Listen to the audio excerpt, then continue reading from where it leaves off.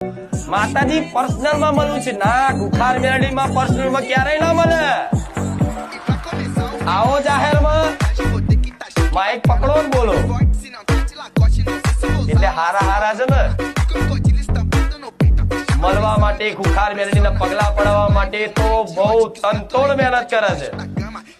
પણ ગુખાર મેરડી હાથમાં આવે એવી દુનિયા ભલે હાથમાં આવી જાય, હું કોઈના હાથમાં આવું હા, પણ કોના વશમાં થઈ જાઉં?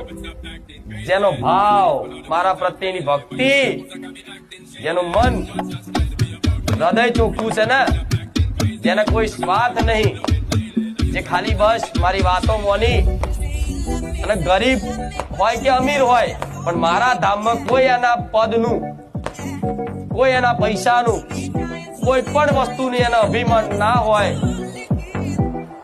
એને એ મને કદાચ વશમાં કરી શકે. નકર એક ટકો જો કદાચ તમને મગજમાં એવો વહેમ હોય ને, કદાચ થોડો અહમ હોય ને કે હું આ પદમાં છું, તો ગુખાર મેરડી મેન નહીં આવે ભાઈ. ખોટો ટાઈમ બગાડતા આ દર્શન થઈ જશે, આશીર્વાદ મળી જશે. માથું નમાવો તો મારા આશીર્વાદ આલું મારું ધર્મ છે, બરાબર? પણ માથું તો નમે, આશીર્વાદ તો મળી જાય, પણ મન નમી જાય ને તો આશીર્વાદ ફળી જાય.